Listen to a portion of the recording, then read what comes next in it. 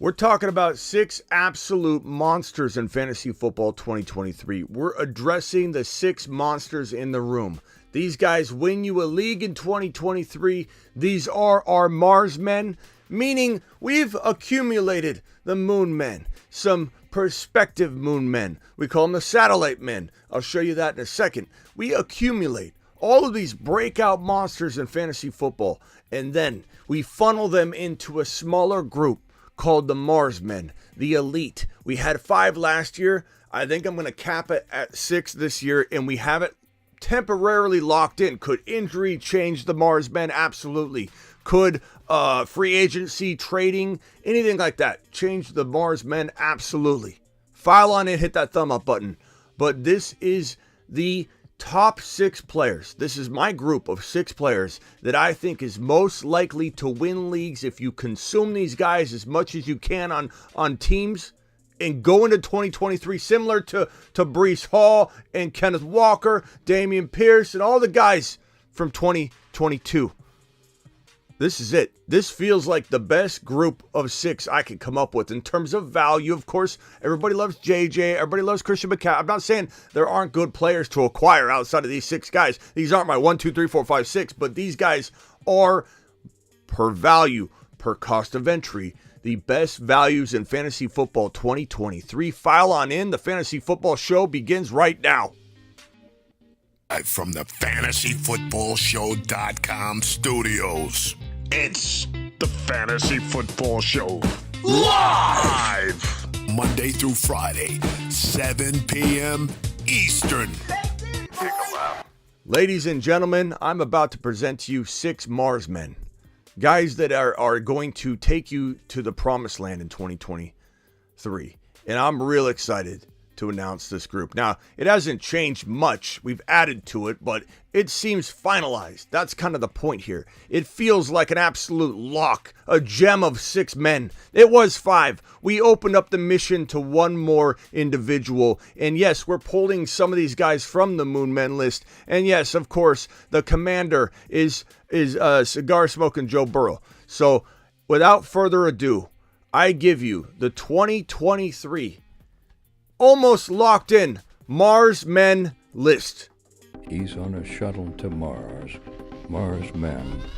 Bijan Robinson, Jamir Gibbs, Zach Charbonnet, 3 rookies. Spinning aimlessly in space. 3 rookie running backs are on this list. Doesn't surprise anyone, does it, given how much we pumped up Breece Hall and Kenneth Walker. And there's still somehow, some way, all this doubt around rookie running backs. Every year, it's like you're twisting arms to get people to believe in these guys. Garrett Wilson, Joe Burrow, Jamar Chase.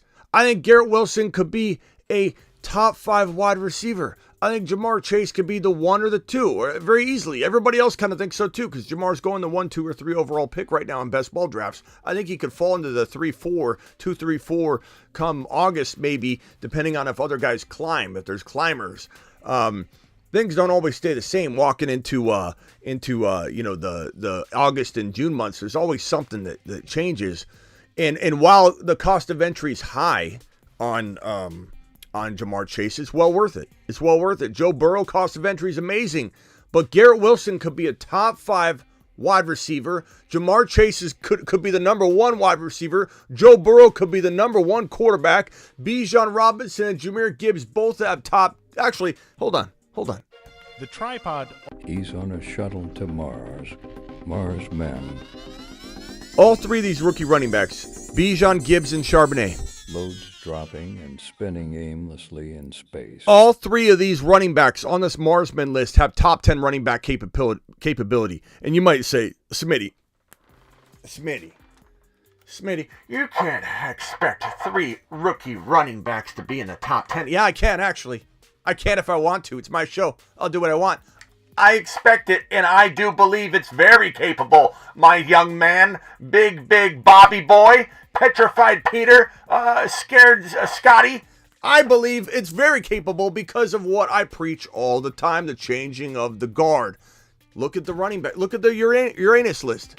And off he goes to the planet known as Uranus. This list is, and we're going to add to it, Nick Chubb, This list could have potentially a lot of the guys that are dropping out. We'll put wide receivers on here as well. But as much as I avoid Kamara, sometimes Kamara can land in like the 7th round, and then he's a potential grab. Cook's hard to imagine wanting to own in 2023. Deshaun Watson's a quarterback, but he's on this list. Joe Mixon's falling off. The running back, top 10 running back crew is being replaced as we speak from the 2022 rookie draft class, Breece Hall. And Javonte Williams isn't a rookie. It wasn't a rookie, but Javonte Williams. There's a lot of reason to believe that he's gonna have a slow return because he tore everything in his knee. So Javonte Williams is someone we're gonna pump the brakes on. Okay, we're gonna pump the brakes on Javonte being one of the guys in the top 10 for right now. In the future, Dynasty, I think he could be there, but a lot depends on what the Denver Broncos do to fill the void that is going to be left when Javonte is not ready for week 1, and I don't think he'll be ready. But aside from Javonte, who could re-enter the mix, we love him. Our door will be open for him. Breece Hall, Kenneth Walker, these running backs, these 2 RBs are monsters, and this incoming rookie running back class has 4 Moon Men. The Moon Men, dropping loads in outer space. So we got Hall and Walker from last year. The Moon Men list is all sophomore and rookie running backs. Space Monsters. And all sophomore wide receivers, and then Kyle Pitts. That is the Moon Men list so far. Do you see a pattern? Rookie, Bijan Robinson. Rookie, Jamir Gibbs. Rookie, Zach Charbonnet. Rookie, Sean Tucker. Oh, and then Pollard. Pollard's special. And then Walker and Hall, and then it's sophomore wide receiver, sophomore wide receiver, sophomore wide receiver, sophomore wide receiver. I need to make these 2 guys in the same color. I think I need to keep them all color coordinated based on position. Walker was the most recent addition, which is why I've got him circled. So, DJ, dude, absolutely not, bro. Smitty, would Hall and Javonte be on the same page given the injuries? No.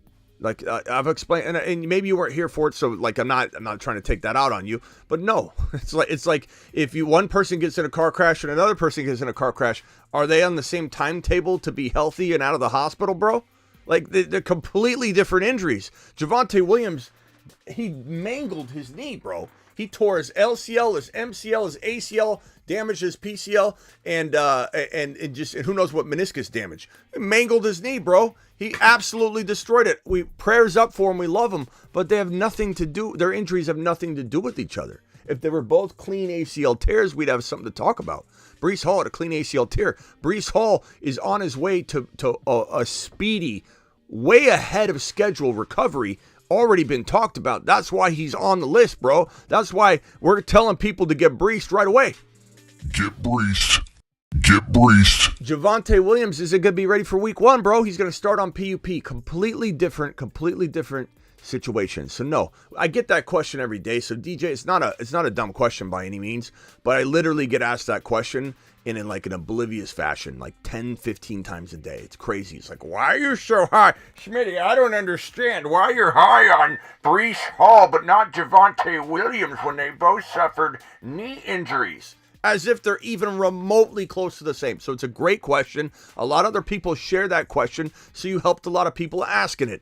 But no, not even close. Not even close. But back on point here. This Mars Men list. He's on a shuttle to Mars. Mars Men. Garrett Wilson is a top 5 wide receiver. Loads dropping and spinning aimlessly in space. Jamar Chase, 1 to 5. Easily top 1 to 2 in my mind. But Bijan, top 5 running back redraft. Yeah, deal with it. Chew on that. How do you like them apples? Bijan, top 5 redraft running back. Number 1, number 2, or number 3 overall Dynasty player, including all the players in the National Football League, already in the league, playing, doing things. Smitty, how can you say that? How can you say a guy who hasn't taken a snap now, Smitty, in the NFL, he hasn't taken a single snap? You remember Clyde Edwards-Helaire? You remember the guy that has nothing to do with Bijan? I'm going to bring him up and say, Clyde, Smitty. I'm going to say, Clyde, and you're going to run and crawl into a little ball and go, I never thought of that. Gee, I didn't think of that before. Maybe rookies are scary. Or maybe they're absolute monsters half the time, bro, if you identify the right ones. Did I miss on Clyde? The whole world missed on Clyde. I loved Clyde. I admit it. Big miss. Take a lap, Smitty. I don't know what you want from me. I took a lap. I missed on Clyde. I'm going to miss, but I'm going to hit home runs too. And I'm telling you right now, Bijan Robinson in Dynasty is arguably the number 1 overall player. He hasn't even taken a snap yet. You don't know where he's getting drafted, but Smitty, what if he gets drafted? Okay, Smitty, I get this whole concept, but I'm only Petrified Peter here. I'm only capable of jumping on this train, Smitty, if we know where he's landing. Okay, Petrified Peter, why don't you get your little lunchbox in your juice box, go sit in the corner, wait until April when the draft's over, and then come back and try and get in the Bijan game, bro. And see how good you do. See what you do. This is a predictive game. This is a predictive business. If you're watching my channel, you must trust some of my predictive capabilities, okay? And I'm telling you, in my gut, in my bones, this guy Bijan is the next Adrian Peterson, LaDainian Tomlinson. He's a Nick Chubb combination of all those guys. He's Bijan. There's no comparative to him. But if you're trying to draw a comparison, which always happens, people want to know who's he most like.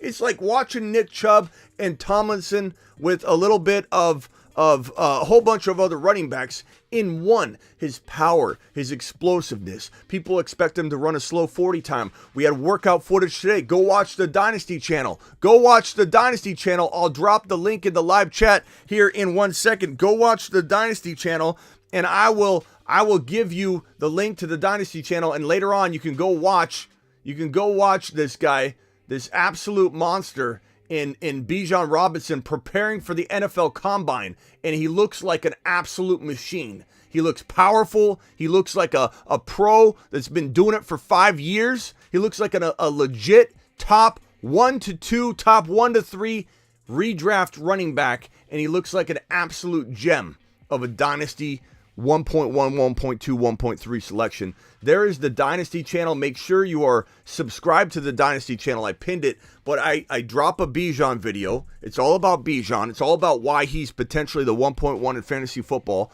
And I tell you, and I show you footage of him working out for the Combine that was like today or yesterday, and he looks like an absolute monster. And if anybody thinks he's not going to come out and run a strong 40 time, a strong enough 40 time, you're out of your mind. And anybody thinks, so Smitty, I'm just going to sit back and wait. I don't think I'm going to draft him until I know exactly, or trade for the pick, the 1.1, whatever the case may be, Smitty. I'll be on board once I know it's obvious, because I'm obvious Oscar. And basically, Smitty, I just don't know if he's going to go to a good team. What if a bad team drafts him?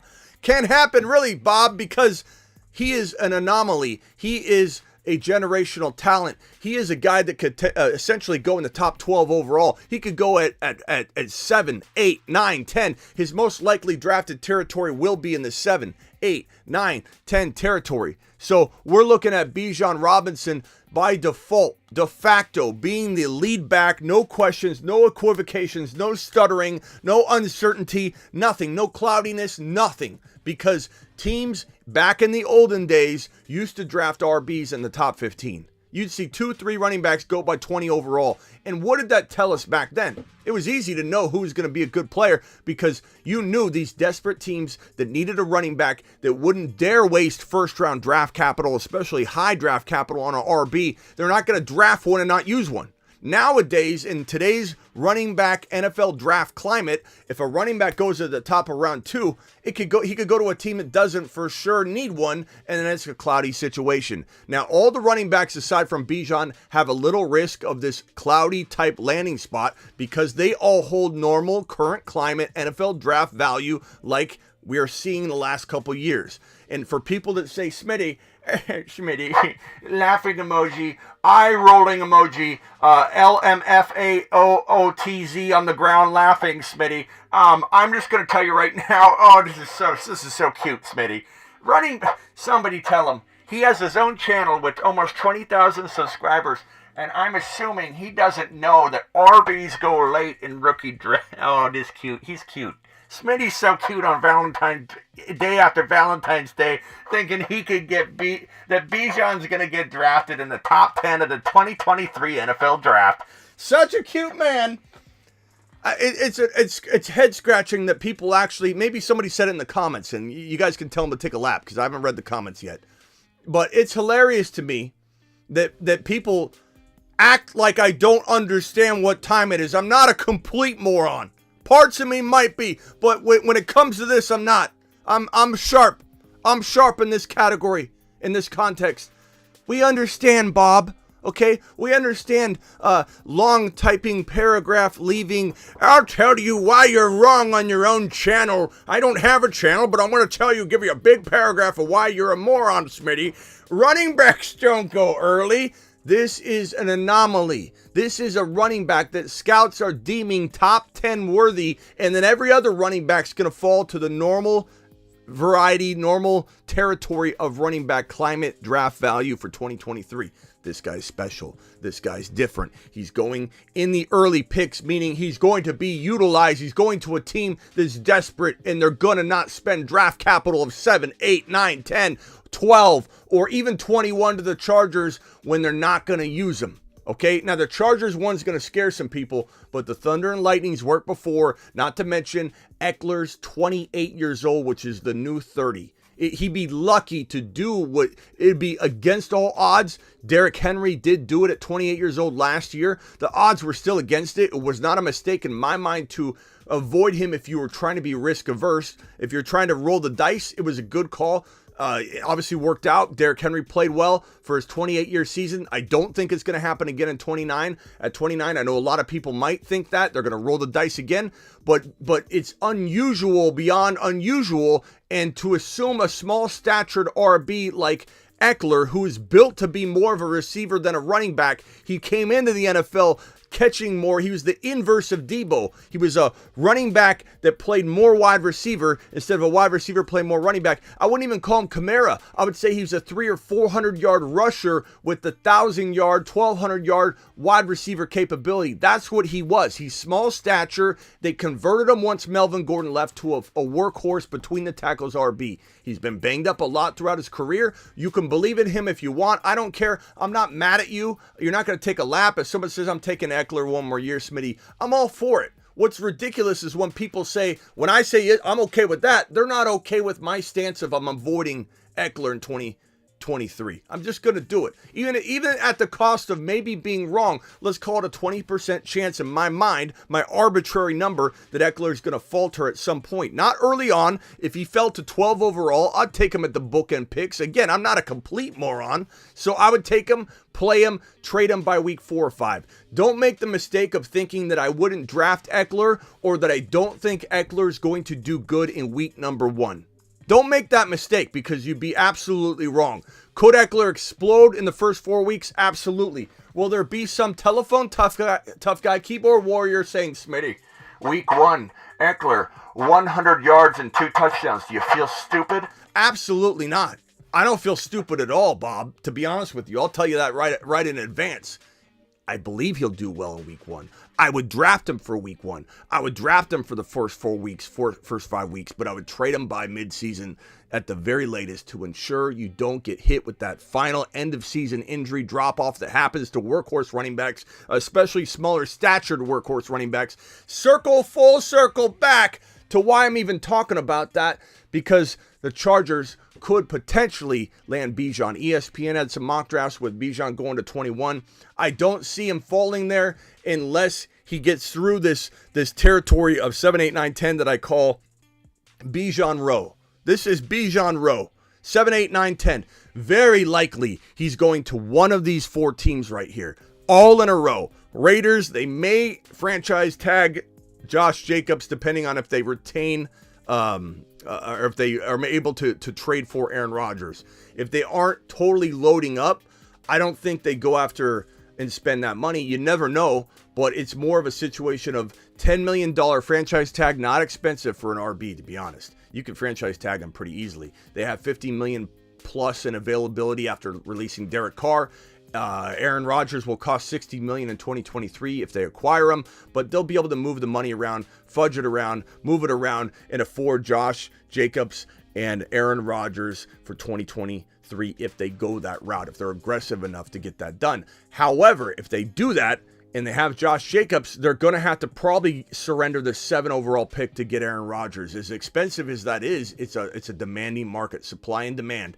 So that's why they would franchise tag Josh Jacobs, is because they'll lose this pick and the inability to draft Bijan Robinson. If they lose out on the Aaron Rodgers game, you can bet your bottom dollar they're going to at least consider Bijan at number 7. You can bet your bottom dollar that the Falcons, as much as we love Tyler Algier, you can bet your bottom dollar that the Falcons will strongly consider Bijan Robinson to add to Kyle Pitts and Drake London. And who knows if they trade for Lamar Jackson. I don't know if they could afford all this, but you know what? Again, it's all movable money. There's accountants sitting in rooms thinking stuff up. There's accountants sitting in rooms moving money around, moving things to bonuses. It's easy to do. Aaron Rodgers signed his monster contract extension when he just signed it with the Packers not too long ago, and they were over the cap when they signed that deal. It's a fictitious number to some degree. There's eventually a limit of moving things around, but you can really figure out just about anything.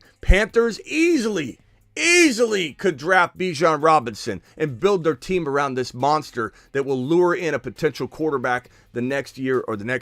And that's a good situation. We saw, I mean, it's not the best, but it's a good situation. We saw Deonta Foreman play very well. Chuba Hubbard play very well. This is not a bad location. This is not one of those things where you're like, oh God, these are all very good locations. Hence my point that he's situation proof at this point, because 7, 8, 9, 10 are all fantastic spots. And then we get to number 10. Number 10 is an absolute gem. Number 10 is the reigning Super Bowl runner-up team. Where's my graphic? I'm on the wrong page. Where am I? Let's see. Things aren't working here. Boom. There it is. Sorry. I had to reset it. Number 10, the Philadelphia Eagles. This running up monster of a squad that people are ripping on left and right. They stink. They didn't deserve to be there. Their defense sold. Let me remind all of the Eagle haters out there watching right now that are saying things about the Eagles. It was 35-35. A field goal won it. There was a controversial penalty. Regardless of why that penalty happened or should it have happened, I'm over all that. This team is an absolute monster, and they're the most likely team to return to a Super Bowl appearance to face off against the Chiefs, or Burrow will try to knock off the Chiefs. Josh Allen will try. There are other teams that are in the mix. I get that. I know you probably say, hey, Smitty, what about my team? But we're talking about Chiefs and Eagles. They're both the front runners to be back in a Super Bowl appearance. Why are you going to cry about the Eagles failing in their defense? They gave up so many points, and nobody talks about how the KC gave up 35 points. No one talks about that. All they talk about is Mahomes.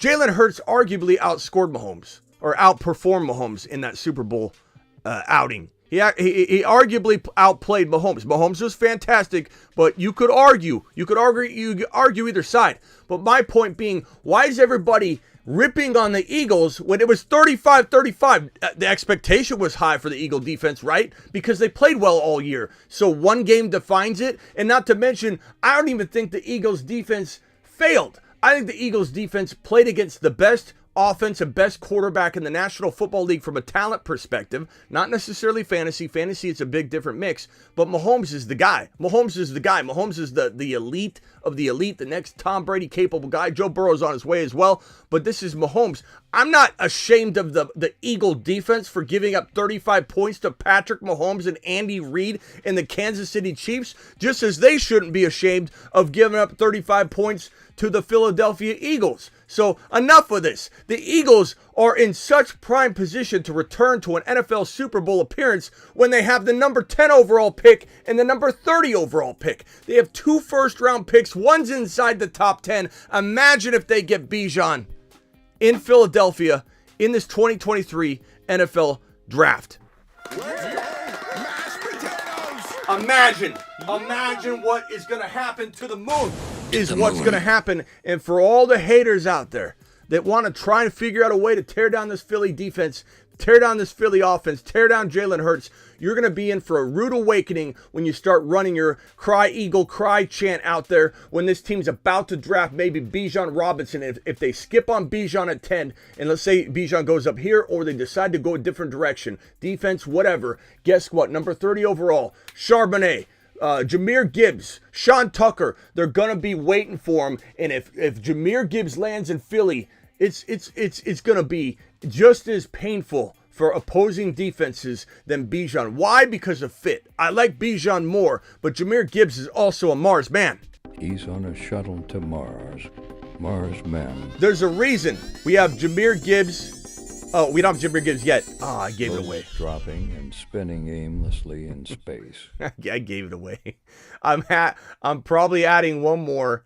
We have 1, 2, 3, 4, 5, 6. We may add the 7th. I got 5 seats over here. I got to change that to 6. Jamir Gibbs will probably be added as well at some point. I just spoiled that, but that's okay. The people that are here deserve a little inside nugget. But Jamir Gibbs, Charbonnet, and Breece Hall. Let's just add them now. Let's add them now. Jamir Gibbs, you're going to be the final Mars man. Jamir Gibbs, let me get a graphic up here, and we will add him on the list currently and lock this in. Barring injury or something like that, Jamir Gibbs is the man, the myth, the legend, a guy that I think in the right situation could be the number 1 running back in the entire 2023 NFL draft class. Let me go ahead and pull up this graphic real quickly and get Jamir Gibbs on screen. Let's see. I can pull it from the Moon Men. The Moon Men, dropping loads in outer space. He's on a shuttle to Mars. Mars Men. Loads dropping and spinning aimlessly in space. Okay, let's put him right here. Let's move Charbonnet over a touch. Charbonnet, you got to move over, buddy. I'll fix it later. I have Gibbs on the left side anyway, but I didn't add him on it yet. But anyway, these are the 6 Mars men. Let me see. I think I got the graphic locked. Okay, so here's the shuttle. We'll move the shuttle down. Here is Charbonnet. We'll move Charbonnet over. Oh, Charbonnet, you're getting in the way, bro. Okay, let's see. Charbonnet. I'll fix it later. You can see it right now. So there it is. But those are the Mars men. If Gibbs lands in Philly, it's the fit so perfect he could be as good as Bijan, is my point. Gibbs looks like he's already a steal to seal that deal on the new home as the best small town realtor says Ada. Smitty knows what Joe Burrow is. Absolutely appreciate you. Joe Burrow appreciate you guys dropping the Joe Burrow ha-ha-has. And that's that. Let's look at the Mars Men one more time. He's on a shuttle to Mars. Mars Men. Loads dropping and spinning aimlessly in space. All right, so appreciate you all. I'll have to fix this graphic later. It's giving me some trouble, but we'll fix it later. Jamir Gibbs. So we have a total of 7. I was saying 6 earlier, but we added 7. The Mars Men includes a shuttle to Mars. Mars Men. Bijan, Burrow, Chase, Wilson, Hall, Gibbs, Charbonnet. 7 moon men. Dropping and spinning aimlessly in space. That's 7 moon men. It probably... Let me edit this graphic to 7. Let's make that a different color so people see it. There are 7 moon men, and that's probably going to Mars men, and they're probably going to stay the same. The Mars men are this list right here. The Moon Men, dropping loads in outer space. And do I have a surprise for you? I've been promising it for months. I give you the satellite men, the guys in waiting to potentially become Mars men or moon men. If we want to say, okay, we really like Drake London right now. He's almost a moon man, let's be honest, but we're worried about the situation. Could we bump him up before there's some kind of like Lamar Jackson trade? We might, but I give you the satellite men. Satellite men. Space cadets in training.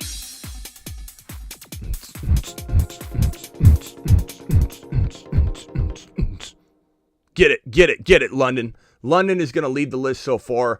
We got that Miami quarterback sitting there. I moved him over here for the time being, but this is the satellite men. They're ready to rumble. They're ready to rock and roll, trying to get onto that Mars Men or Moon Men shuttle, and Drake London is the first alternate, so to speak, the reservist, the guy waiting to get a seat at the big boy table to be a Mars man or a Moon man.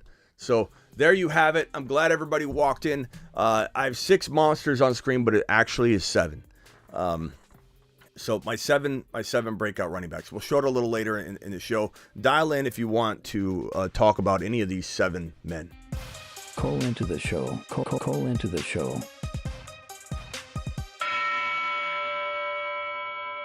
I will answer your calls, talk with you about these 7 magnificent individuals. And I got to put a 7 over this graphic here because that's driving me nuts. We'll put a 7 over this graphic right here. It's 7. It's 7 moon men now. Smitty spilled the beans because I was going to release one at a time. And I added... so it's not like London can't make it without a quarterback change. But it's one of those things where,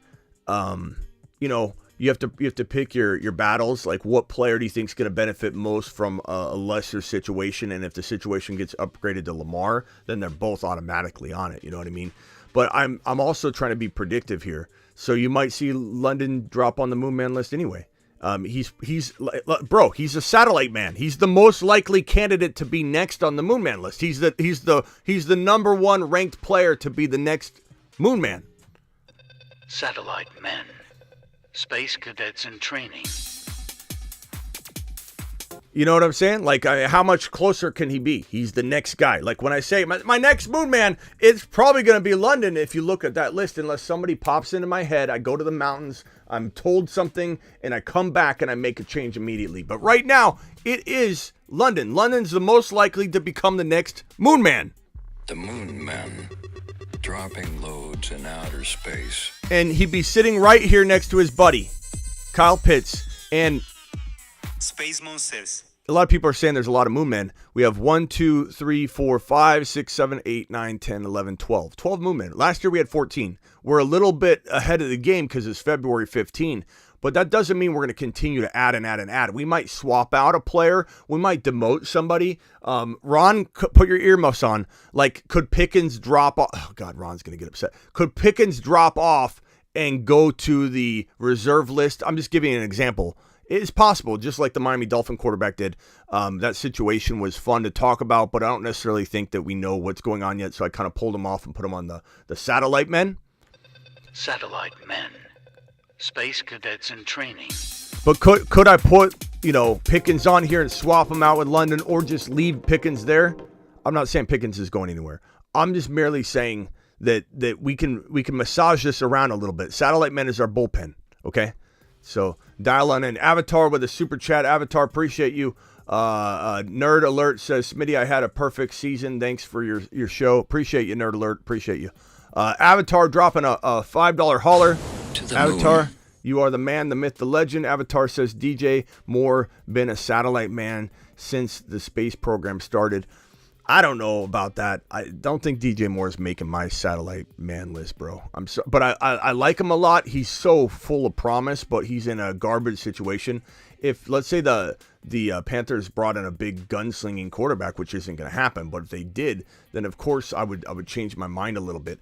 Isaac, are you still here, bro? I'm sorry I taken so long to get to your super chat. Isaac said, why does your gut tell you that Bijan will have a better rookie year than Breece Hall? Had an ACL tear never happened. I don't doubt you, just asking.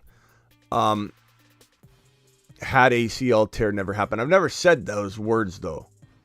You know what I mean? Like, if Breece Hall didn't tear his ACL, he did. Like, I don't know if you thought I said that. I didn't.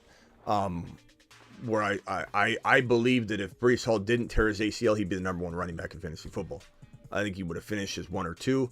I think he would be walking into 2023 as the number 1 overall player, even over the receivers, because I love Breece Hall that much. But Breece Hall did tear his ACL. So I can't pretend and play like a alternative universe Moonman list. But had he not tore his ACL, if you're asking that question, I think he would be number 1. I think Bijan and him could be tied, but I think Breece Hall and Bijan would be top 2 running backs, locked and loaded, very torn if I had to pick between the two.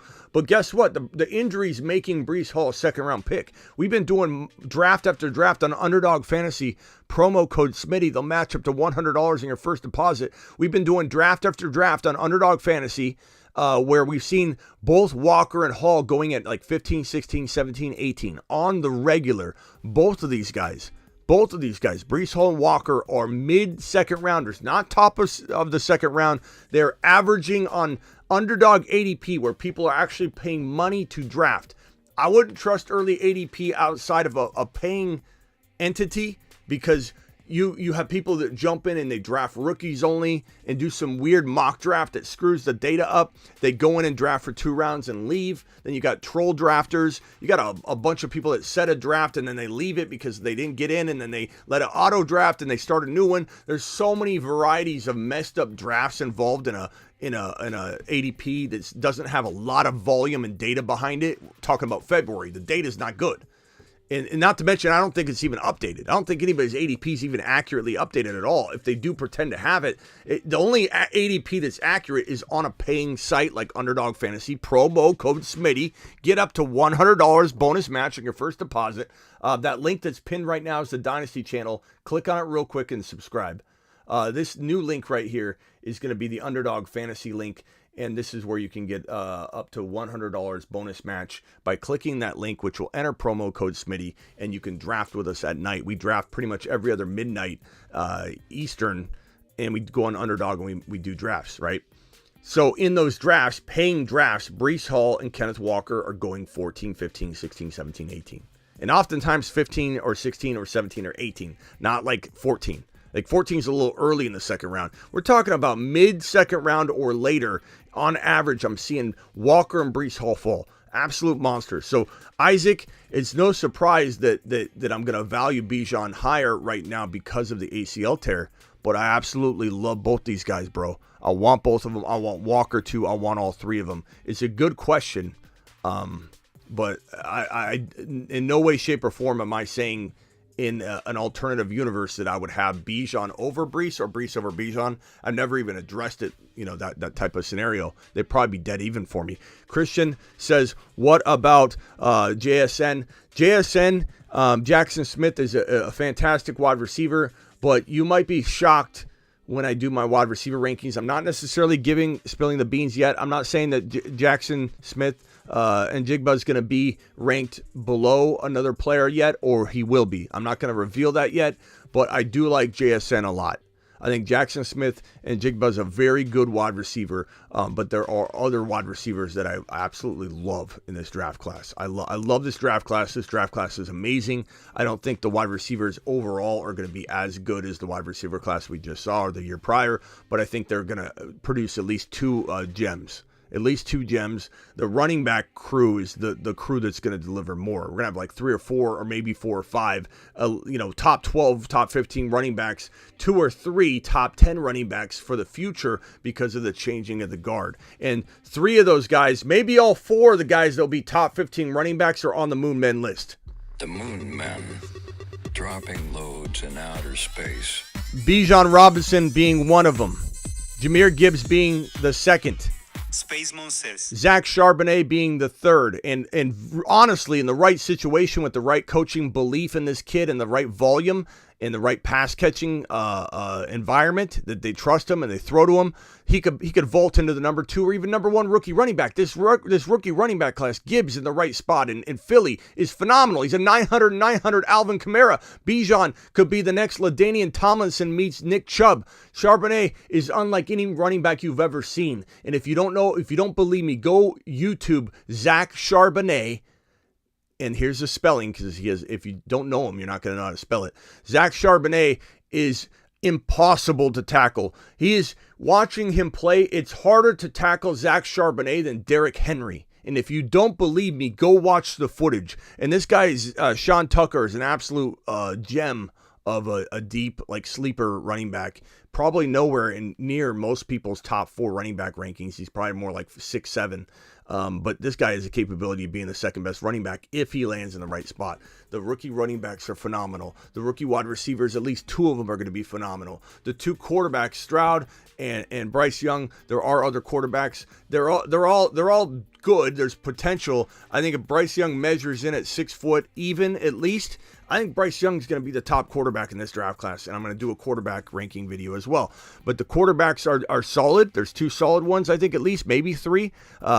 That video and content's to come, but Bryce Young's the guy I like the most. The guy's electric. The guy's he plays a little bit. I don't even want to say this because people are going to say, "Oh, you call him Pat Mahomes? You call him Pat Mahomes?" I'm not calling him Pat Mahomes. I'm not saying he's the next Pat Mahomes. I'm not saying anything of the sort. So don't make yourself look like a fool by trying to compare what I just say right now to me saying that he's the next Patrick Mahomes. I'm not saying that, but he has a little Mahomes to his game, his style of play, his craftiness, his weird throws, his ability to get out of trouble and scramble and do some weird things. He's got a little bit of that to his game. So he's a very intriguing prospect that has potential top 10 quarterback upside from an NFL perspective and a fantasy perspective. He's no lock. He's got to land in the right spot. He's got to measure in at a good amount. He can't be like 9.5, 5'10". Stroud's good too. They're both very, very capable. It'll come down to height for me. It'll come down to whether this guy's going to have struggles that Kyler Murray has if he's too short.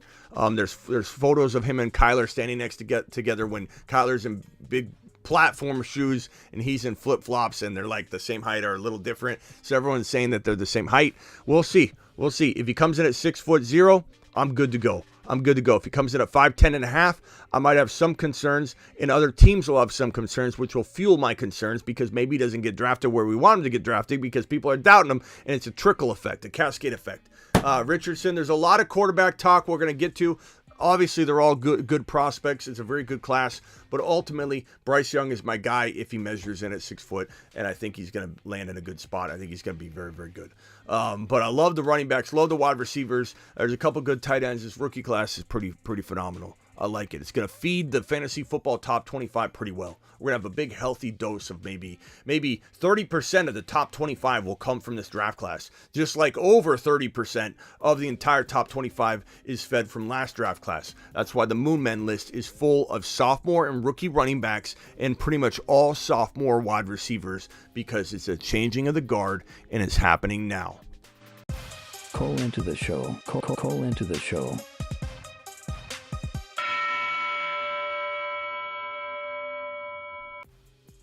Let's hit some of these questions in the chat.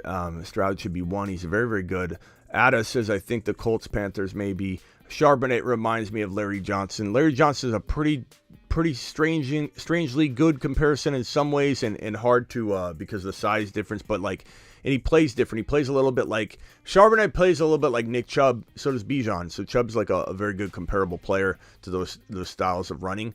Charbonnet is he's hard to describe because Charbonnet can't be tackled by one guy. The only thing you're doing if you're trying to tackle Charbonnet as the first defender, you're trying to slow him down so that somebody else can come and try and wrap him up too, and you get 2 or 3 guys wrapping him up, and then you just kind of pull him down as best you can, as far along as you can.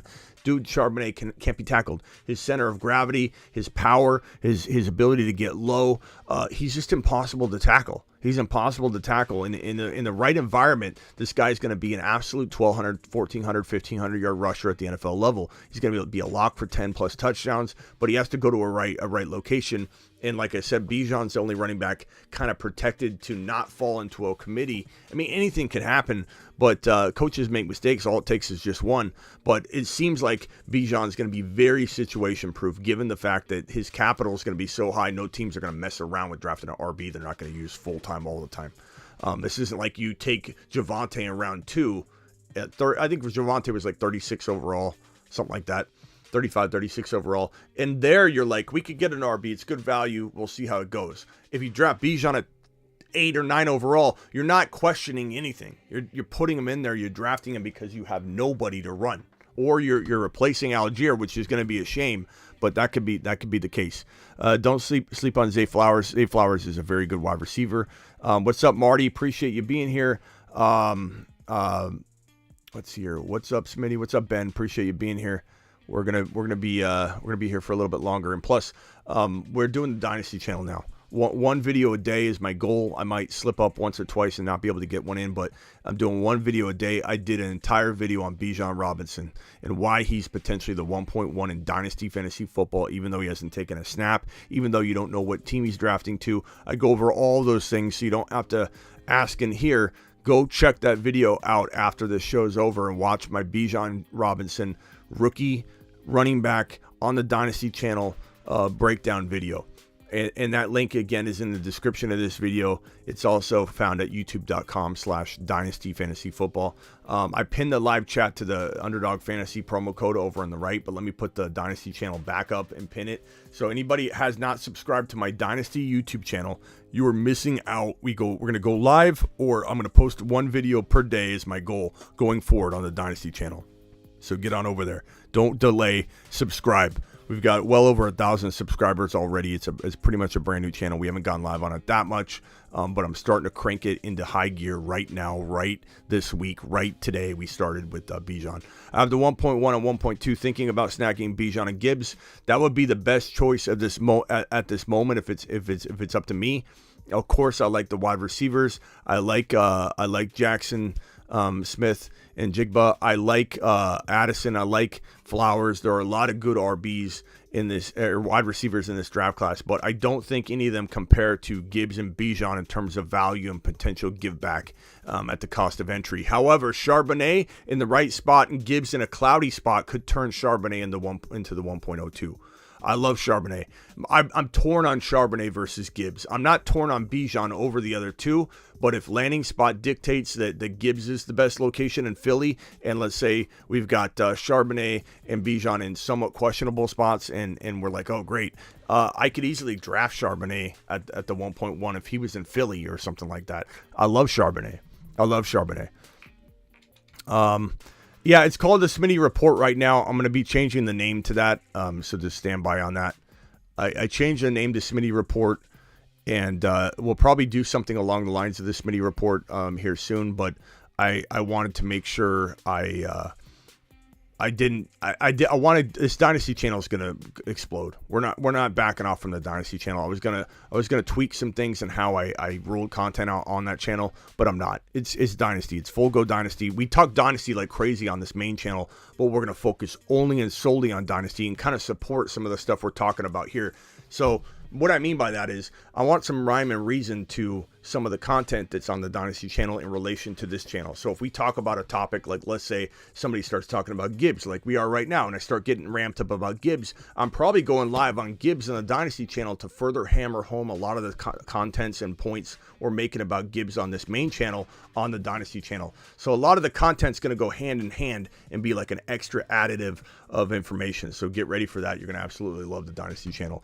Even if you like redraft only mainly, the Dynasty channel is going to help shape your mind about how I like a player. Example, if I tell you how much I like Gibbs from a Dynasty perspective and you're watching the Dynasty channel, you don't do a lot of Dynasty, but you want to watch anyway to get my feel on long-term values of players, I'll reference redraft a lot too, like in comparison. Like I like Bijan number 1 overall, but in redraft, I still like him top 5 overall. If push comes to shove, you'll hear me talk like that on the Dynasty channel. So if you're skipping the Dynasty content because you don't play Dynasty, you're missing out on some insights that are going to drive your redraft decision making.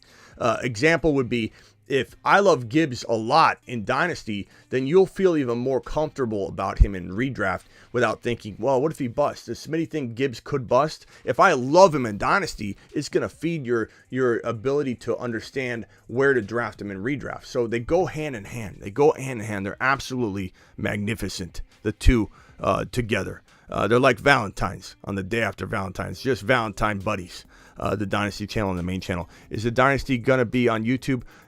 Thomas, it's in the live chat, Thomas. I pinned it several times. I need you over there, Thomas. Don't make me push the lap button. Subscribe to it. I have it pinned in the live chat right now. Go subscribe to it and come back. You don't want to miss out on the Dynasty content, Thomas. Mason, appreciate you being here. Jerome says I have the 1.1 and 1.2. Oh, that one I already read. Nice job, bro. Getting those 2 draft picks. You got yourself an amazing little opportunity to draft these 2 RBs, my guy. Great job.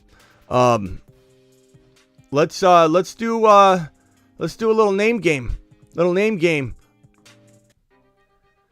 Hit me with 2 players that you would like to discuss, and I will tell you which side I would choose, and we'll talk about it from a redraft and a dynasty perspective because that's how we roll.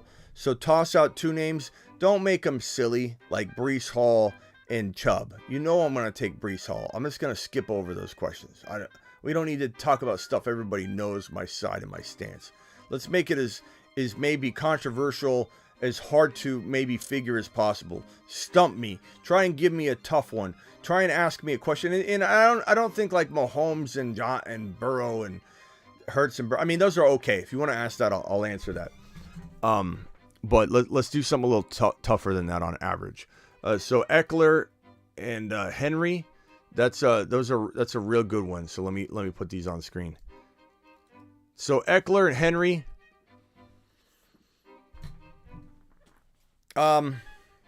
Both are concerns for me. Both are avoids for me. Henry's 29, Ekeler's 28, and for that reason alone, it gives me some kind of assurance that Ekeler is a better shot. Not that they both will stay healthy, but a better shot at staying healthy. I also feel like Ekeler's value is really high, whereas Henry, it's high and it's not. It depends on where you're drafting. There are people that in redraft will let Henry fall to like 18 overall. Like they're worried about the drop-off. You know, they thought, okay, he's going to go one more year. He did, but they're worried about the drop-off. Then there are other people that still draft him in the top 5. So it kind of depends on the trade value. Ultimately, I feel like the trade value is still very high for Ekeler, even if you drafted him. You could ride the wave for a little while. I don't think he falls off in like week 1, week 2, week 3. Again, the keyboard tough guy and the hater is going to come back in week 1 or week 2 when Ekeler has 100 yards and 2 touchdowns, which I predict him to have, Bob. When Bob comes in and says, Smitty, Ekeler had 100 yards and 2 touchdowns in week 1. Do you feel stupid? I'm going to say, no, that's exactly what I said is going to happen. He's going to go, no, it's not, Smitty. You said Ekeler was going to bust in 2023, Smitty. You can't do that. You can't now say you like Ekeler. Like, people don't listen. I think he has a real strong shot at starting off hot and then falling off because the workload's going to get to him. Great trade value. I feel like you're not sure who's going to trade for him, especially like if he has a bad week 1 or week 2. He's 29 years old. He's a big dude. A lot of wear and tear on the body. I'm going to say give me Ekeler, and then I ride the wave for about a month if I own him, and then I trade him. Next question. The ETN and Dameon Pierce. I mean, that's pretty easy. I like Pierce a lot. I do. But at 12, we have the potential that this Houston Texan team could look at Bijan. You know, they're definitely somebody that's going to take a look at Bijan. It doesn't matter how good Pierce did. Pierce is a level, like a multiple levels below Bijan. I love Pierce. He was a moon man. I feel like we predicted Pierce, but he's multiple levels below Bijan. And so you can't expect me, even me, to pass on Bijan if I'm managing things in Houston and Bijan sitting there at 12. So I love Pierce, but there's risk. ETN, in my opinion, is a top 10 running back. This is an easy call. Redraft dynasty, doesn't matter. Ron Navy dropping a super chat. I think that's worthy of getting to choose the next one. Ron Navy says, whoops. Get that one on screen. That wasn't Ron Navy. That was Christian. Why did I think that was Ron Navy? It looked like Ron Navy to me. Okay. Christian Silva says ETN versus Pollard and Aaron Jones versus Harris. Okay. So ETN versus Pollard. That's a good one, Christian. That's a good one.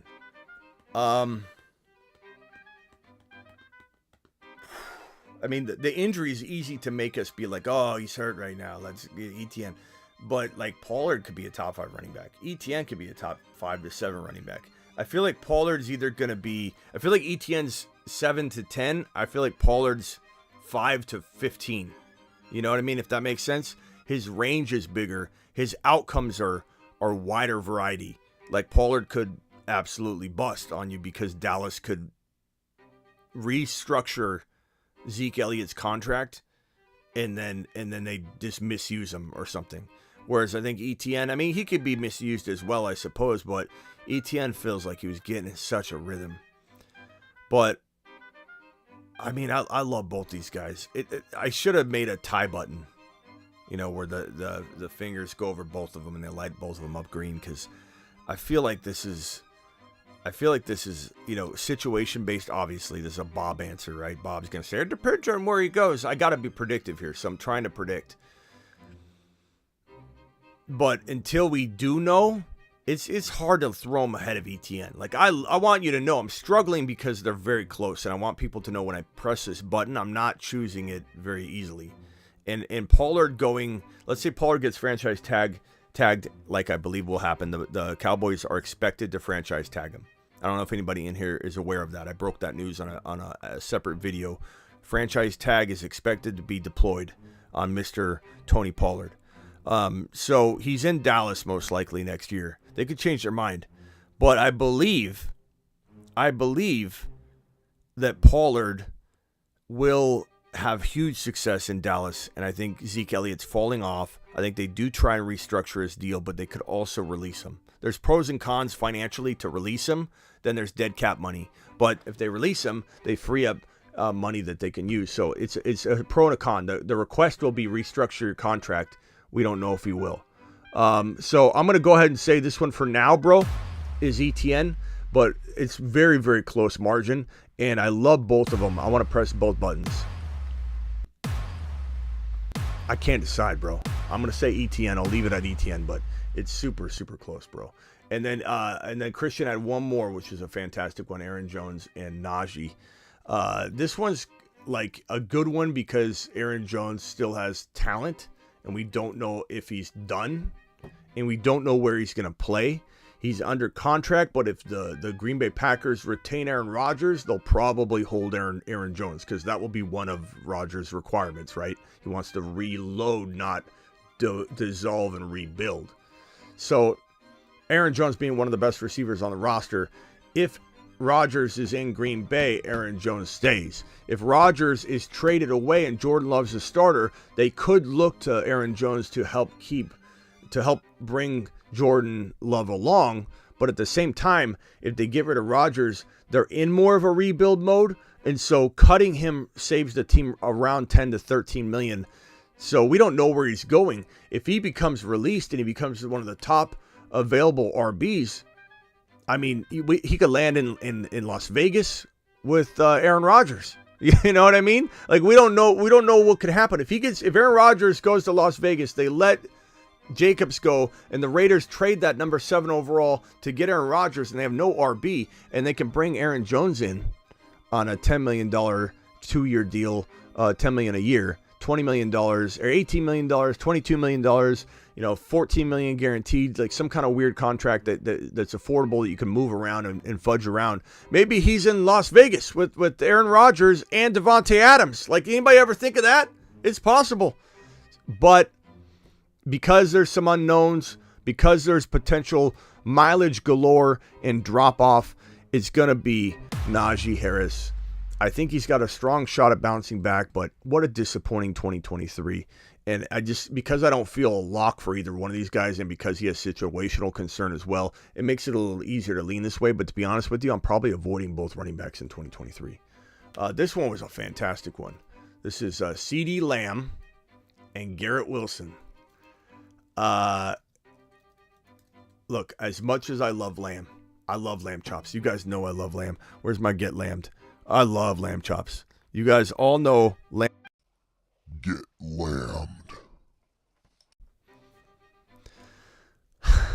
But he's not on. I mean, he's still a good value because Lamb's going to go in like round 2, right?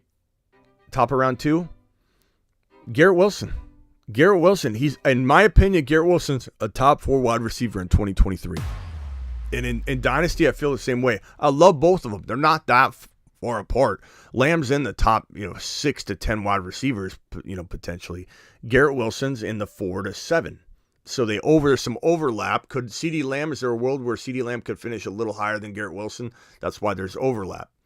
But I love Garrett Wilson. And of course, D-Town, it does depend on who's throwing to him.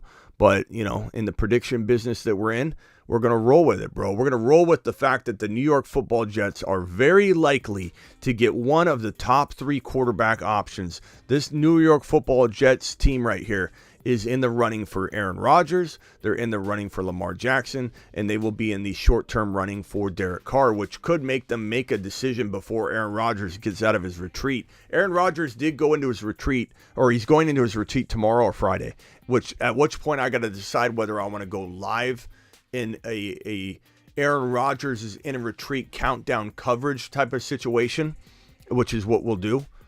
We might do it in chunks. I might go live for the first 12 hours of Aaron Rodgers' retreat. Not in a retreat setting myself, but in a coverage setting with a timer and talking about A-Rod, taking phone calls. 12 straight hours in recognition of his jersey number when he goes into this darkness retreat. A darkness retreat celebration live stream, 12-hour live stream.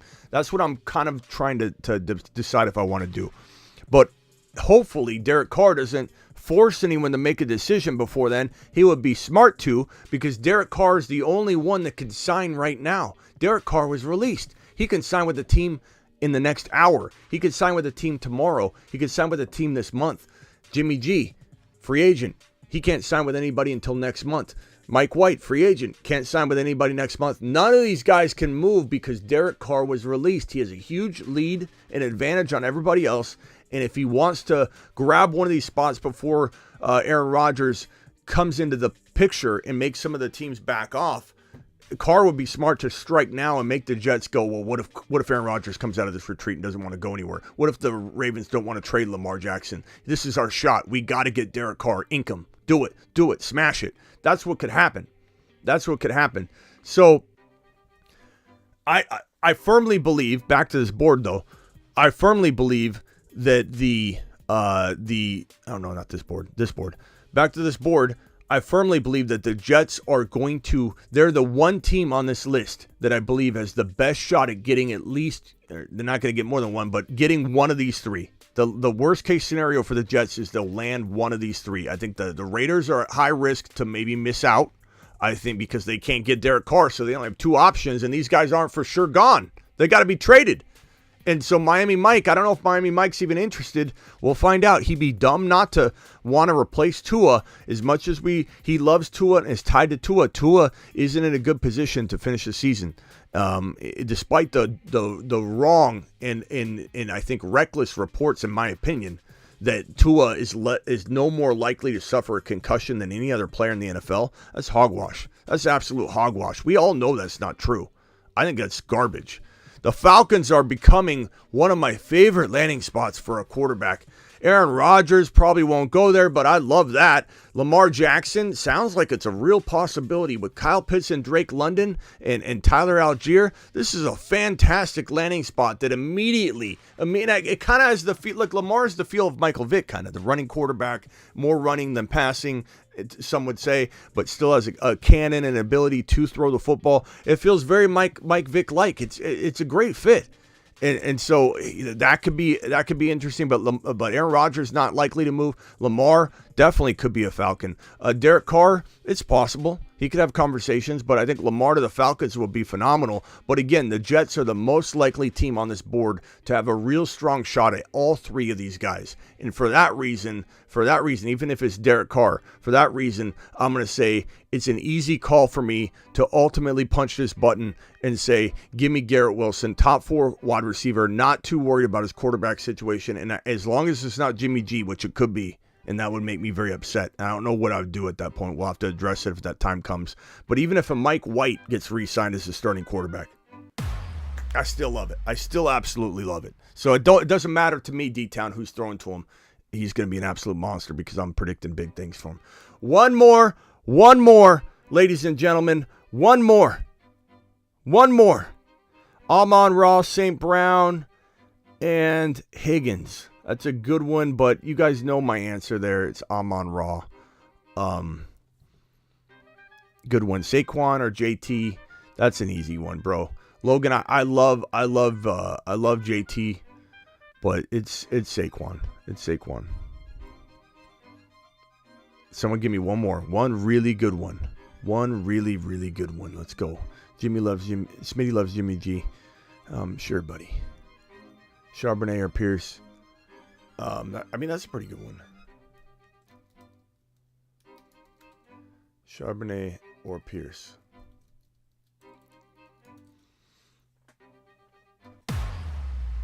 That's in redraft. That's in Dynasty. Period. Doesn't even matter. I love Charbonnet. Charbonnet. There's a little risk involved. You don't know where he's going. He's never played football yet, but this guy to me is top 10 running back. He is a Mars man for a reason. He's on a shuttle to Mars. Mars Man. He's a Mars man for a reason. Okay. Look at this list. This list is winning leagues. Dropping and spinning aimlessly in space. This list is winning leagues. Absolute monsters on this Mars Men list. This Mars Men list is the best list I feel like I've ever assembled. It feels so strong. Ron, what do you think of this Mars Men list? It just looks good. It's awesome, but Wilson over Lamb? Are you crazy? No, I'm just kidding with you. Oh. I'm just kidding with you. I did see somebody. I think it was Sandu. Sandu. No offense. I don't mean to call you out, but you said something along the lines of what was it? Who did you say, Sandu? Sandu. Here, I'll find it. I'll search for it. Like this I don't get, Sandu. Like the word crazy gets tossed around way too much. I know you were joking, Ron, but it gets tossed around way too much. Where's Sandu's comment? Sandu said, where is it? God, Sandu, you've typed a lot. I appreciate how active you are in my community here, big guy. Where's his question? Where is it, Sandu? Garrett Wilson. Dude, you have so many comments I can't even find it. Sandu, tell me who it is that you had a problem with me saying Garrett Wilson over. I think it was like Higgins or something. I forget what it was, but it's very arguable. Like I get that people like the thing about fantasy is like we all know it's predictive and you don't see a lot of things coming, you know? So like it's weird for me, in my opinion, to say a wide receiver like Garrett Wilson can't be better than Lamb or can't be better than Higgins or can't be better than St. Brown or St. Brown can't be better than, it'd be a top 5 guy. Like all those things are possible. I think crazy's thrown around so weirdly. Ron, give me a debate here, a player debate. That's about to. Hertz Okay. and Allen. Okay, Hertz and Allen. Hertz and Allen. Maybe it wasn't Sandu. Yeah, because we haven't really covered quarterbacks. Oh, I got the wrong guy, he says. Hold on. Sorry, Sandu. Wilson, let me look for it. I want to find this comment somewhere. Somebody said it. Oh, well, I can't find it. Anyway, sorry, Sandu. Okay, Hertz or Allen? So from a redraft perspective, this is tough. This is another one where there's no crazy here. Like Allen could be the number 1 quarterback or he could be the number 4. Hertz could be the number 1 or he could be the number 4. I think I'm going to go with Hertz right now because they both run. They're both amazing running quarterbacks. I think the Eagles' offense is just so fine-tuned right now. They're returning so many people. The offensive line is the best offensive line in football. Unless we hear of like a drastic retiring stint of that line or defensive players or anybody, because they have some older players that have contemplated retirement. Like people were talking about, if you win it, will you retire? And there's multiple players on that offensive line that could potentially step away. So unless something crazy happened, this team has 2 first-round picks, one of which is a top 10 pick. I mean, it's just like this team's only going to get better. I'm going to say give me Hertz. He's hungry. I love Allen. That's no knock on Allen. They're both top 4. I'll draft both of them like crazy. But give me Hertz in redraft. In Dynasty, I think I still go with Josh Allen because I think eventually Josh Allen starts to get on a whole nother level. I do believe Josh Allen is capable of being as good as Mahomes is in terms of skill and like domination and all that. I really do. I think maybe it's not there right now, and it doesn't look obvious right now. But if you go back like a year or two, it felt like that's where the way Buffalo was going to go. And Buffalo's kind of been, they had some ups and downs this year.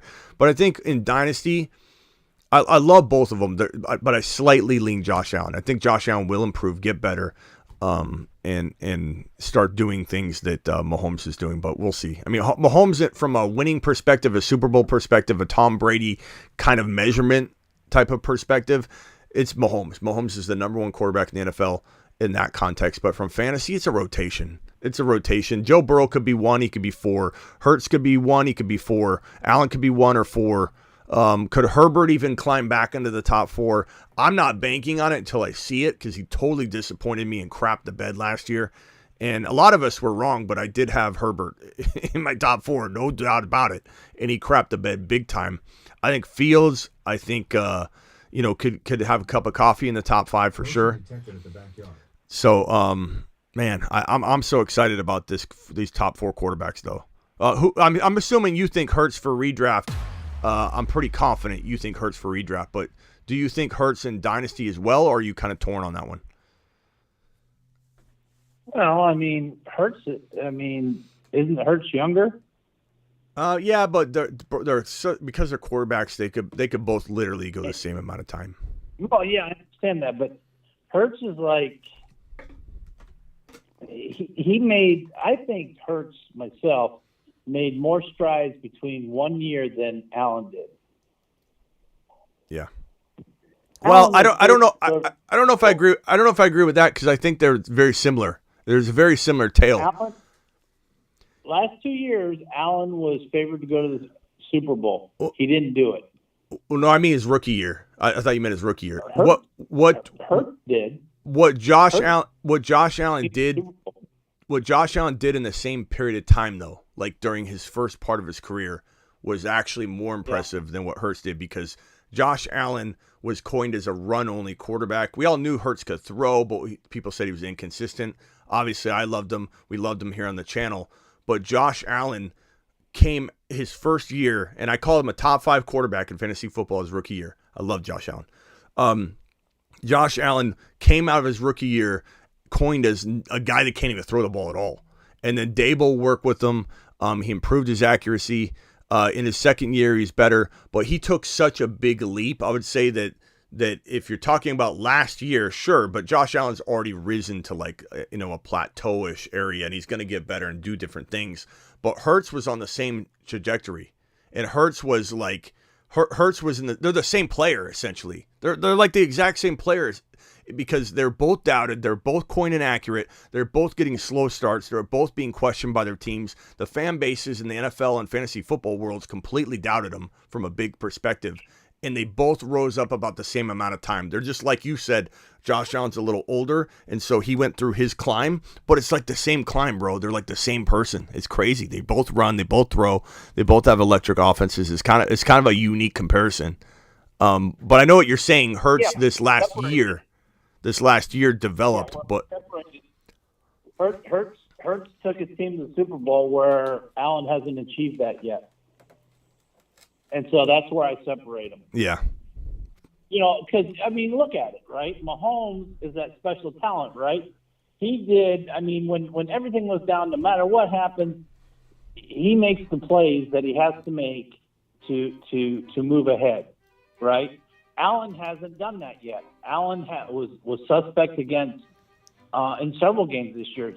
And now, granted, he hurt his elbow and stuff like that, but Hertz hurt his shoulder. So Hertz took his team to the Super Bowl. Allen hasn't done it yet. So I got to give the edge to Allen. To Hertz. Yeah, Allen. I get it. It's very, very arguable though, but totally understand it. That is. You're right. They're so similar. One could be 1, one could be 2, and they could swap and all that. I agree with you there. This one was a silly question. Emmitt Smith or Barry Sanders. From a fantasy perspective, Emmitt was amazing. Like you could make arguments, but if you're asking which was the better running back, there's no running back that will ever be better than Barry Sanders. If anybody didn't watch Barry play, then they might not know. I could understand them being like, oh, you know what? But if you go watch Barry Sanders film, and his video is gonna have like the square. It's gonna have like the black bars on the side because I don't think there's no widescreen back then. It's like, so the footage is blurry too. That kind of sucks. But Sanders, if you watch Barry Sanders, no one ever will be able to cut and stop on a dime and restart and change directions like Barry Sanders. It's like he's like an alien. There's nobody that has ever even come close to running like him. If anybody compares anybody to Barry Sanders, they don't know what they're talking about. There's never going to be anybody that's like Barry Sanders.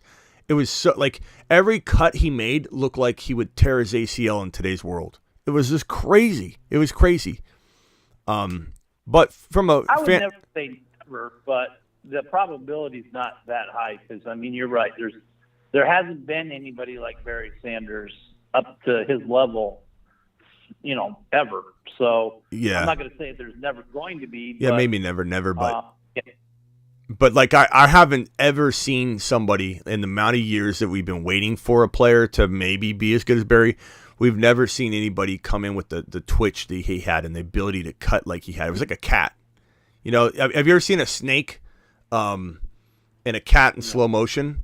And like if you see a rattlesnake or a snake and a cat, you're like, oh my God, that cat's going to get, pulverized. A cat's going to beat a snake most of the time because their instincts are just extremely fast. They slow it down and the snake goes and the cat just, boom, like bats the snake's head down. Cats are really good. They're so fast. Barry reminds me of like a cat. His ability to like cut was just unbelievably crazy. There's no one that can cut like him. Nobody that I've ever seen even come close to cutting. And just watch Barry Sanders' film. It looks like it's in fast motion or something. But he'll be running like 15, 20 miles per hour, plant his leg and go the other direction. And it's like, oh my God, it was like he's on a trampoline. It was unreal. Emmitt was just like in a system. Jordan, right? There hasn't been a player since Jordan that can play like Jordan. Yeah, nobody Jordan can play like Jordan. Yeah, Jordan too. That I get so ramped up on the Jordan LeBron debate. I know LeBron's got records and LeBron's doing this and doing that. I know LeBron could play all these positions. Jordan could too. But it was a different era, and you've had Allen Iverson. You've had players that I think hold more water and have more weight in this conversation than some of the current players that talk about this or anybody that, from an analyst perspective. But you have people like Allen Iverson, people coming out saying Michael Jordan would have averaged 50 or 55 points a game in today's NBA. So, like, let's not talk about comparing and saying, oh, well, they're different generations. Yeah, different generations mean that Jordan would have been better. So people that think LeBron's better than Jordan, it's a fun debate. Everybody's entitled to their opinion. But I've seen both of them play in their prime. And watching... The closest person that had Jordan's work ethic would have been Kobe Bryant. Yeah, work ethic, Kobe. Yeah, and Kobe, I think Kobe and LeBron are comparable. Like, I get that you can't compare the accolades at a certain level once LeBron just keeps going with it. I get it. I know he passed Jabbar. He played a lot less games, and still passed Jabbar. Like, you want to talk about scoring and stats and things like that. Yeah, you're going to have a conversation where LeBron's going to be the greatest of all time in certain categories. But if you're saying who's the best player of all time, Jordan is the best player of all time by far. And if you put Jordan in today's NBA, he would score 50, 55 points a game. Because the fouls are different. I mean, it was a lot rougher in Jordan's day. You got away with a lot. I mean, you drove the lane and you just got mauled and no call. You know, it wasn't these pansy calls that they call today. And you can say the same about football, right? Football's over the years has changed. I mean, it used to be rough and tough, and you literally get your teeth knocked out and everything else, and now it's like it's reduced to Pro Bowl being flag football. This is a tough one. Ron, what do you think on this? You're getting into Dynasty for the first time. You played your first Dynasty league last year, right? So from a Dynasty perspective, Amon-Ra St. Brown or JSN, Jackson Smith and Jigba. Jackson Smith is a fantastic wide receiver prospect. I like him a lot. I don't necessarily agree he's head and shoulders the number one wide receiver. In fact, my wide receiver rankings may or may not surprise some people coming down the stream in a little bit. You've been asking for him, Ron. I'm going to drop my rookie wide receiver rankings. This is what I think about him. I'm going to pick Amon simply because I think Amon can play inside out, where I think JSN's more of a slot receiver, and he's going to be stuck being like a more of a slot type receiver. Yeah, I think because we don't know landing spot, we don't know if he's for sure going to translate. I like JSN a lot. I know a lot of people love him. I know a lot of people want him on the Moon Men list. He could make it. He may not. I have another rookie wide receiver I love a lot. I'm going to be talking about very, very soon. Not saying JSN can't change my mind with the right landing spot and belief by the coaching staff, and the opportunity opens the door to his development very, very quickly. But I'd say because we know what we're dealing with Amon-Ra, even with Jameson Williams likely to take on a bigger role, it's a pretty easy call for me to go Amon-Ra. Yeah. All right, one more. Oh, go ahead.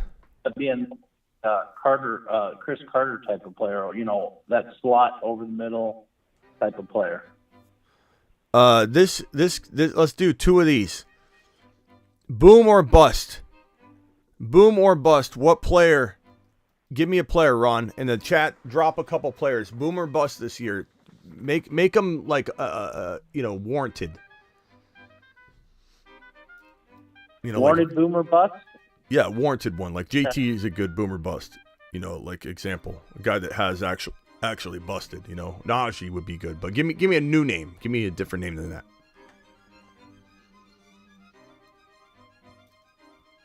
Well, you already talked about JT yesterday, so we can't really rehash that.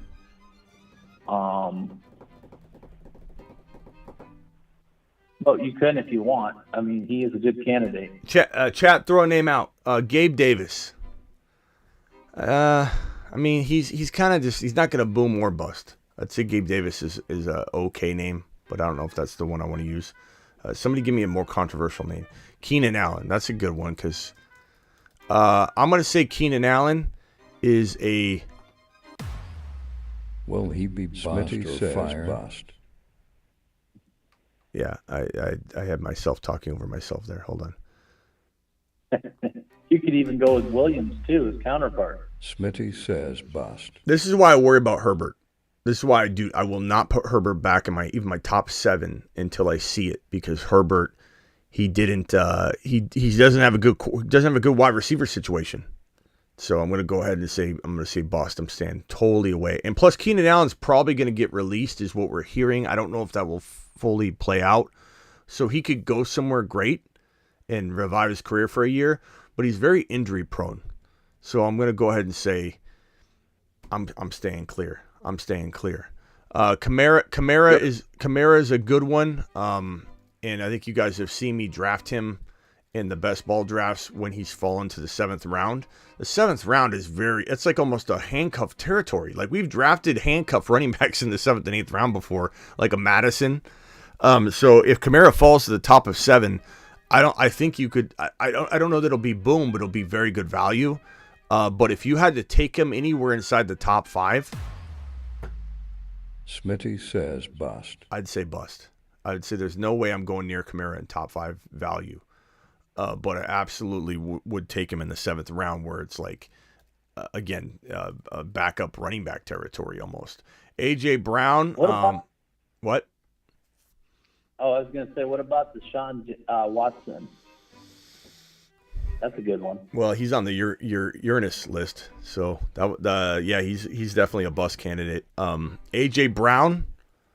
There's no way I'm going to put bust. I do worry about his knees a little bit. So could he have like some injuries in the next couple years? It wouldn't shock me. He's had multiple knee injuries and surgeries. And once they start cutting at meniscus, it continues to have issues. There's like the off-balance type of analogy I give you with the brake pads on a car.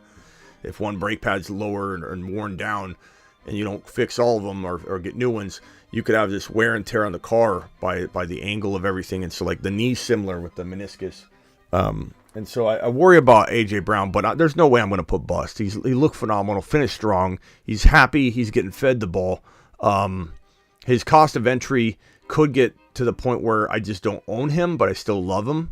Like if he starts going at like 9 overall or something. But if he's a second-round player on occasion, then, you know. Smitty says fire. I say fire. Let's see here. Cam Akers? Cam.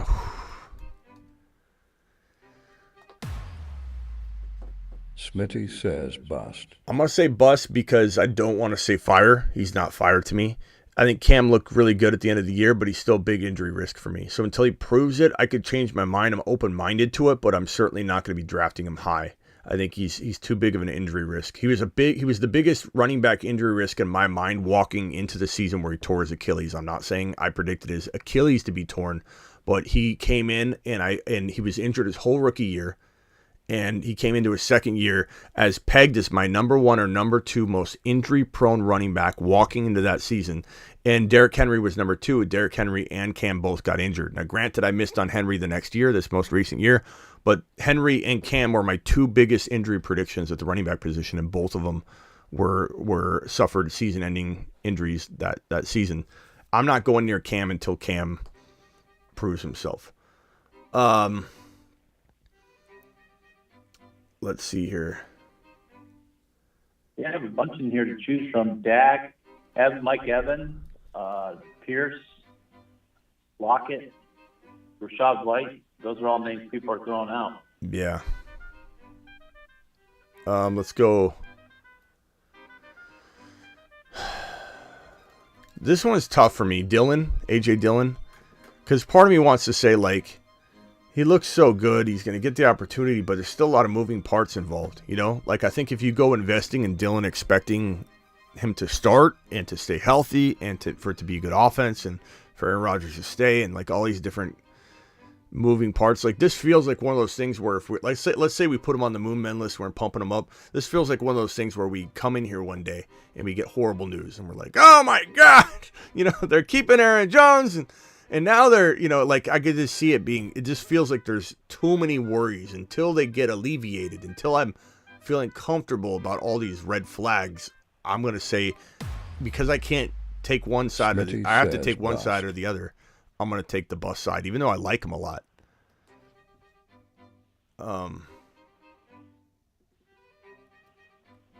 Let's see here. One more, and then I got to jump. Marty says, Chase or JJ, this is a different game. This is a one-name game. Olave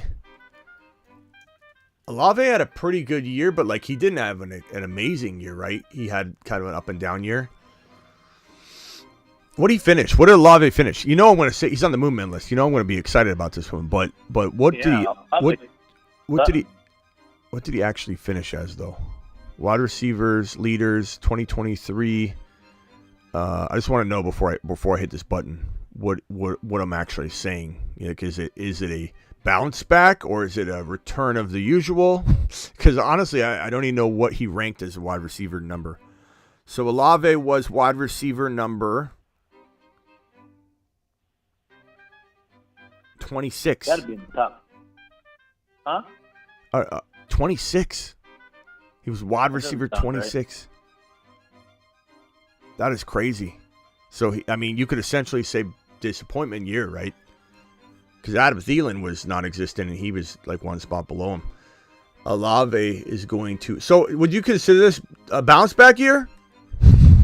Would this be a... Depends on who the quarterback, because Olave would have had a better year with a right. So. But is this is revenge tour? I got a revenge tour button I've been waiting to press. This to me feels like a revenge tour because Olave was wide receiver number 26, and I think he could be a top 12 wide receiver. It is revenge tour time. The script strikes wrong again. One.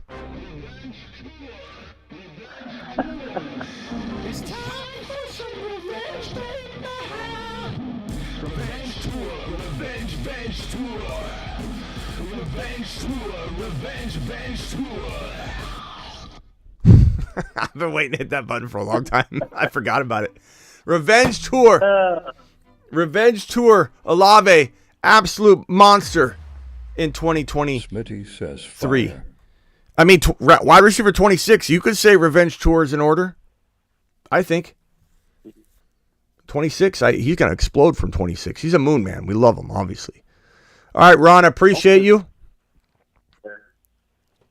I'll see you. I don't know if I'll be live tonight. Probably for maybe a Dynasty video at the most, but I don't think I'm going to go live on the main channel. You never know.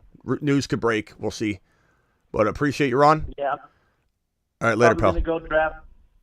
We'll talk to you later. All right, later, man. He's going to go draft. Where are you going to go draft? Underdog Fantasy. Promo code Smitty, right? Yes, sir. Ron's going to go draft right now. Go draft with Ron. He'll be waiting for you inside Underdog Fantasy. Link is, I don't think I have that link pinned anymore. All right, Ron, later.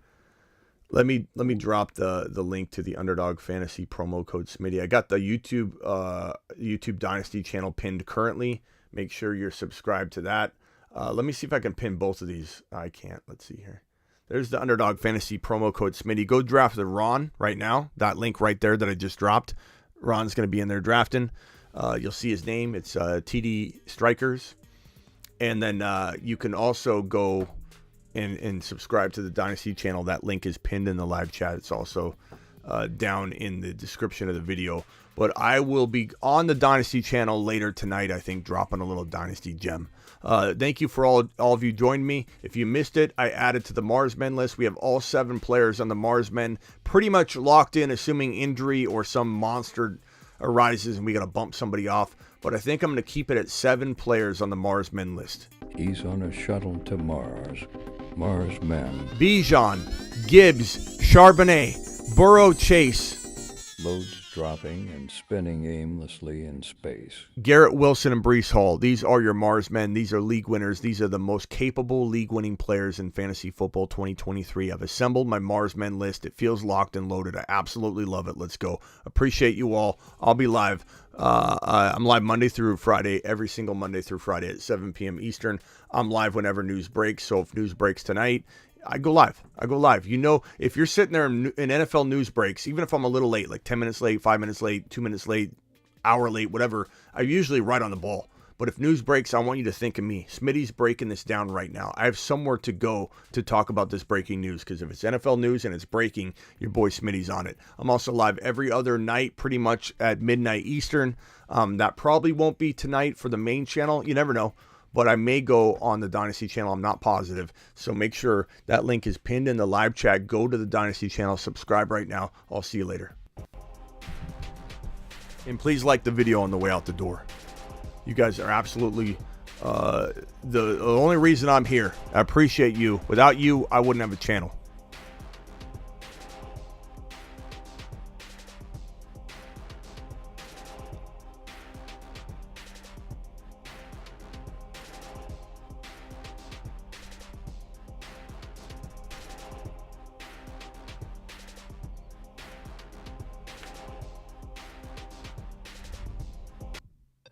Satellite Men, Space Cadets in Training.